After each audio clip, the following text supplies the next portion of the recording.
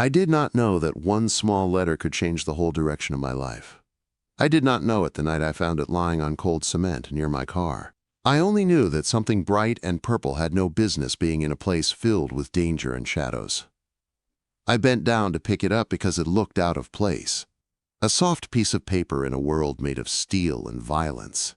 When I flipped it over, written in shaky crayon letters, were the words that stopped my breath. "Dear Santa, please send me a dad." It felt like someone hit me in the chest. 5 simple words. A backward 5 written next to the name Sharon. Purple crayon. A crooked drawing of 3 stick figures holding hands. And all of it aimed straight at a part of me I thought had died a long time ago. I stood there in my private parking garage, a place guarded by cameras and men who would take a bullet for me, holding a child's wish in my hand like it was made of glass. I should have thrown it away. I should have kept walking. A man like me had no business touching something this innocent. But I couldn't. Not with what it reminded me of. Not with who I used to be before I lost everything. I slipped the letter inside my coat, close to my chest, where I used to tuck my daughter's drawings before she died. I told myself I was only keeping it because I was curious. But the truth was something deeper, something I didn't want to face. Later that night, while sitting in my office watching the building cameras, I saw her. A woman in a loose gray uniform pushing a cleaning cart down the executive hallway. Her movements were tired, the kind of tired that came from carrying a whole life on your back. Her name badge read K. Bennett. Bennett. The same last name written on the letter in purple crayon. I watched her collapse in the bathroom, her body folding to the floor like she had no strength left to fight gravity. My hand froze on the keyboard. I should have called security. I should have checked on her. Instead, I watched with a strange tension in my chest, something I had not felt in years. When she finally pulled herself up, her hands were shaking. She splashed water on her face and forced herself to continue working. No complaint, no hesitation, just survival. I found myself leaning closer to the screen, studying the exhaustion in her eyes. The way she carried herself. The weight she seemed to hold alone. I wanted to look away, but I couldn't. The next morning I began looking into her life. Not because I had the right to, but because that letter would not leave my mind. I told myself it was curiosity, but deep down I knew the truth. I needed to understand why a child was begging Santa for a father. Her name was Catherine Bennett. 27 years old. Working 2 jobs, no emergency contacts, no family. Medical debt that climbed every month. 1 daughter, 5 years old. Sharon. The girl who wrote the letter. A girl who lived in an apartment building I unknowingly owned through shell companies. A building with heat violations. A building I never cared about until now. I stared at the report for a long time. A little girl wanted a dad. A mother was breaking under the weight of the world. And a letter meant for Santa had landed on the desk of a man who had done nothing but destroy lives for years. I should have walked away, but I didn't. The first time I saw her daughter in person was outside a small school on the corner of her street. I told myself I had business nearby, but that was a lie. I just wanted to see her with my own eyes. She was so small, a little coat too thin for December, a backpack bigger than her. She stopped at the window of a corner store, staring at candy she clearly could not afford. She didn't cry, she didn't complain. She just kept walking like she had learned not to expect anything. And then, by some strange twist of fate, she looked directly at my car. Our eyes met through the window. She lifted her small hand and waved, a simple wave. Something inside me cracked open. I raised my hand and waved back. That was the moment everything changed. The moment I knew I was slipping into something I could not walk away from, something dangerous for all of us. That night, I told myself I would stop watching, stop caring, stop letting that letter get inside my head. But when I closed my eyes, all I could see was a 5-year-old girl waving at me like she believed I was someone good. And for the first time in years, I wanted to be. I told myself I would keep my distance, but distance became impossible the moment I learned Sharon was in the hospital. Pneumonia, high fever, low oxygen, a bill so large her mother could barely breathe when they told her the cost. I saw it all through reports I should never have requested. Information I had no right to access. But once I knew, I couldn't unknow it. A little girl fighting for breath, a mother drowning in fear, and a hospital demanding money they didn't have. I stared at my phone for a long time before making the call. One order, one payment, one clean wipe of every bill they owed. I didn't sign my name. I didn't want thanks. I just wanted Sharon to live. 2 days later, Catherine brought her daughter home to a warm apartment. I had sent contractors to replace the heating unit. She didn't know it was me. She didn't know anything about my involvement. She only knew her child could finally sleep without shivering. But kindness without truth is a dangerous thing, because one day the truth always arrives. For me, it arrived the night I appeared on the 20th floor of the Meridian building during Catherine's shift. She had turned off the vacuum when she saw me. Her tired eyes widened slightly, not in fear, but in uncertainty, like she was trying to understand why a man in a tailored coat was talking to a janitor at midnight. "Long night?" I asked. She nodded. "Every night is long." I don't know what made me ask about her daughter. Maybe it was the way her shoulders softened when she spoke about her. Maybe it was the sadness that flickered in her eyes when she said Sharon had been sick. "I'm glad she's home," I said quietly. She paused. "How did you know she was sick?" It was the first moment I slipped, the first crack in the wall I was trying to keep between us. I covered it quickly. "You mentioned she had a cough last time." I lied. She turned away, but something in her expression told me she didn't quite believe me. She was too smart, too observant, too used to studying people for signs of danger. We talked more often after that, short conversations during her breaks. She told me about nursing school she never got to finish, about missed chances, about debt, about hope she still carried for her daughter. And I told her something I hadn't told anyone in 5 years. I told her about my daughter. I didn't plan to. The words just slipped out like they had been waiting for someone patient enough to hear them. "She would have been 7 now," I said. Catherine's expression softened. "I'm sorry." I thought the conversation would end there, but she surprised me. "What was her name?" "Sophia." She nodded respectfully, like the name was something sacred, something she understood I had not said aloud in years. After that, something changed. She didn't treat me like a boss. She didn't treat me like a threat. She treated me like a man carrying too much sorrow in his chest. I didn't know what to do with that. But everything broke open the night she accidentally heard my men talking on the 18th floor. She wasn't supposed to understand Italian. She wasn't supposed to hear my name spoken in the middle of a conversation about operations and shipments and risks that were not legal. She wasn't supposed to realize who I really was. But she did, and I felt the shift the next time I saw her. She wasn't just tired, she was scared. Her shoulders stiffened when I walked into the hallway. Her eyes went straight to the nearest exit, and when I tried to speak, she stepped back like I had become something she needed to run from. "Catherine, don't," she whispered. Her voice shook, but her gaze didn't. She looked at me like she was seeing everything at once. The hospital payments, the new heater, the break room that shouldn't exist. Every small kindness suddenly twisted into something dark. You're one of them," she said. "A criminal."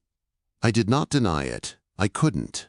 There was no excuse, no lie that would erase the truth she had heard with her own ears. "Yes," I said. Her breath trembled. "And all this time you were helping us." "Yes." "Why?" I didn't have a clean answer. Nothing I said would sound harmless. Nothing I said would sound safe. "Because of her letter," I admitted, "because she asked for something I thought I couldn't give anyone ever again." Catherine's eyes filled, not with softness, with conflict, with fear, with confusion, with something that looked painfully close to hope. "I can't do this," she said.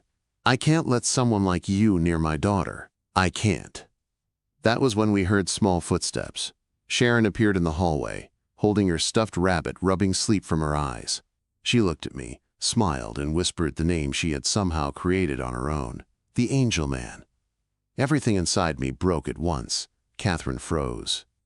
Sharon walked straight to me and held out her drawing. 3 stick figures holding hands. The same drawing that had appeared in her letter. "You forgot to say good night," she said softly. And in that moment, Catherine saw something she didn't know what to do with. Not danger, not threat. Just a man trying to remember how to be human in front of a little girl who believed he was good. Sharon's small hand slipped into mine like it belonged there. It shouldn't have. Not with who I was.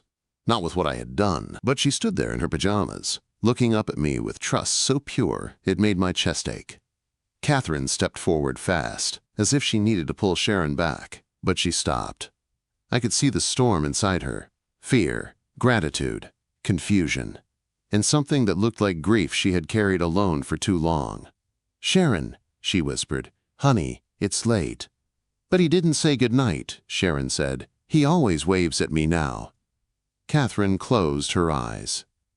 When she opened them, she was looking straight at me with a mix of anger and disbelief. "You've been watching her?" I nodded. "To make sure she was safe." "That's not your job," she whispered. "No," I said, "it isn't, but I made it mine." Sharon tugged on my sleeve. "Can you tuck me in, please?" Every muscle in Catherine's body tightened. She stepped between us, blocking her daughter with her arm. "No." "He can't." I didn't argue. I didn't step closer. I just crouched to Sharon's level and smiled gently. "Good night, sweetheart," I said. "I'll see you again soon." She nodded sleepily, rubbing her eyes. "Okay." Catherine led her back to bed, and I stayed where I was, kneeling on the warm carpet of a home I had no right walking into. When Catherine returned, she didn't sit. She didn't relax. She stood in front of me like a guard, protecting the only thing that mattered. "You can't do this," she said. Her voice cracked. "You can't help us. Not like this. Not from your world." "I know. You're dangerous." "Yes. You're lying to people. Hiding things. Breaking laws."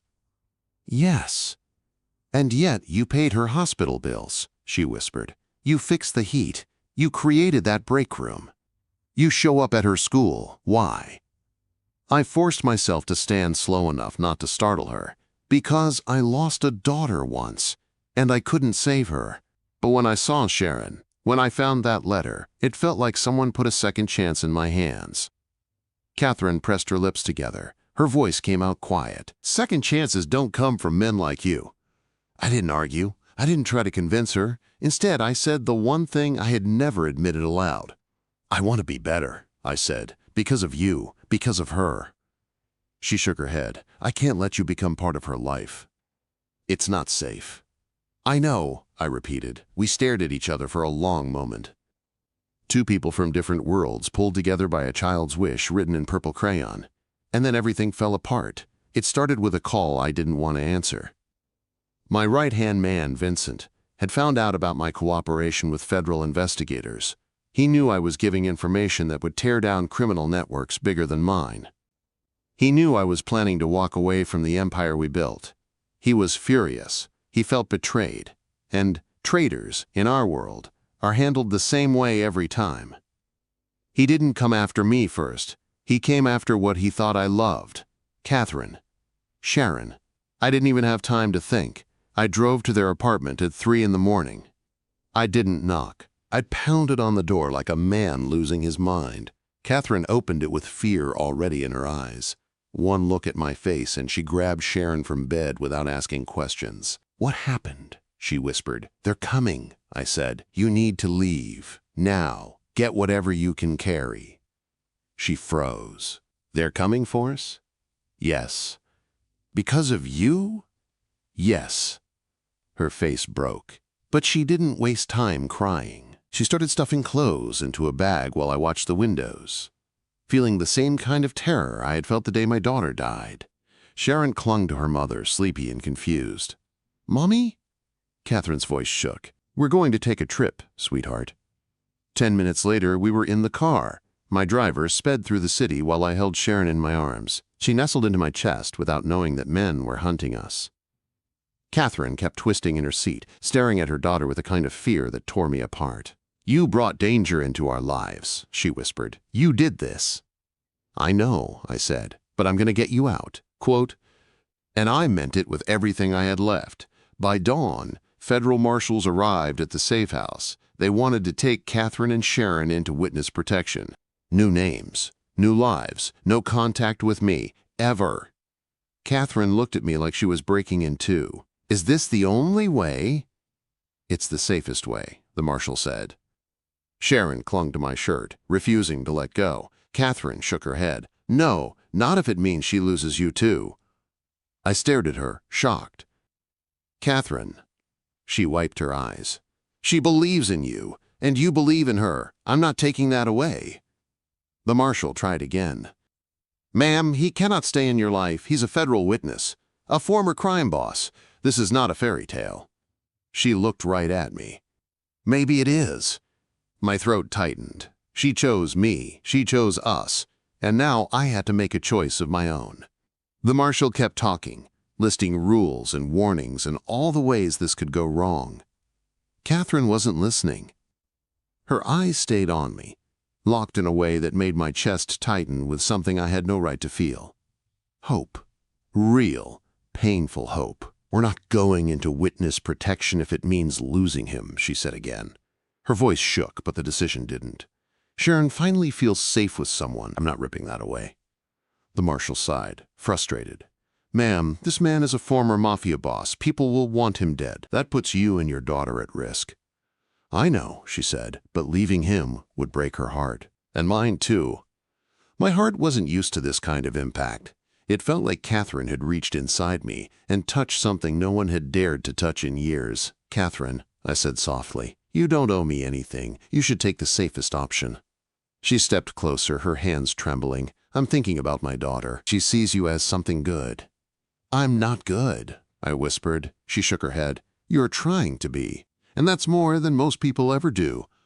I closed my eyes. Trying to be good, trying to be a father, trying to be a man who could hold on to a second chance without destroying it.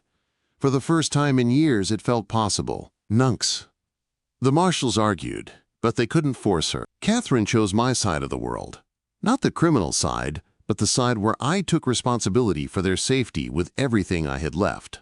Within hours, my last loyal contacts had relocated us to a quiet town on the coast of North Carolina. Not hiding, just far enough away from the old world that no one cared about our names or our pasts. The house wasn't large, but it was warm, solid, safe. Nothing like the cold apartment where it all began. Sharon ran through the hallways with the joy of a child who finally felt space to breathe. Catherine stood beside me in the doorway, watching her with soft eyes. "She's happy," she whispered. I nodded. "She should be." "And you?" she asked. I turned to her. "I don't remember the last time I felt alive." She looked at me with a tenderness that scared me more than any threat I'd ever faced. "You saved us," she said. "And you saved yourself too." The first months were strange. I was a man learning to live outside the shadows. Catherine was a woman rebuilding her life from exhaustion into purpose.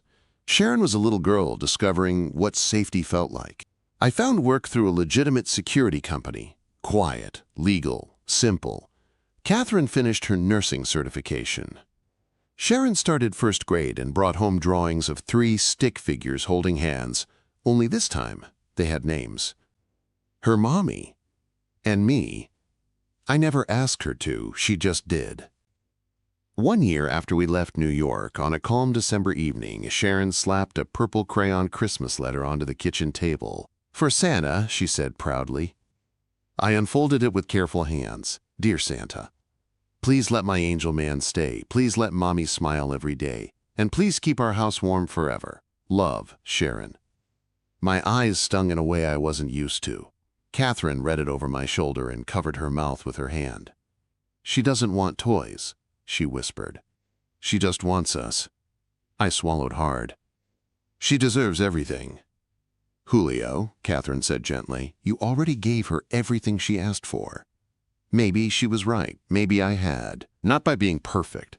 Not by being clean. not by erasing my past, but by choosing them, every day, every moment, every breath. On Christmas morning, Sharon climbed onto the couch between us, holding a small gift box. She shoved it into my hands. "Open it, Daddy." My heart stopped. Catherine froze beside me. I looked at Sharon. "What did you call me?" She smiled like it was the easiest thing in the world. "Daddy!" "Because you're my dad now." The word hit me like a soft blow, a word I never thought I'd hear again, a word I once believed I had lost forever. I opened the box with shaking fingers. Inside was a drawing more detailed than her earlier ones. 3 figures, all holding hands, a house, a sun, a heart floating above all of us. On top, she had written, "My family." Catherine leaned her head on my shoulder, her voice thick with emotion. "She chose you," she whispered. I wrapped my arm around them both and pulled them close. "No," I said softly. "She saved me." Because she did. A girl who wrote to Santa asking for a dad found a man who needed a daughter just as badly. And somehow, against everything in the world that should have stopped it, we became a family. Not perfect, not traditional, but real, strong, and ours, forever.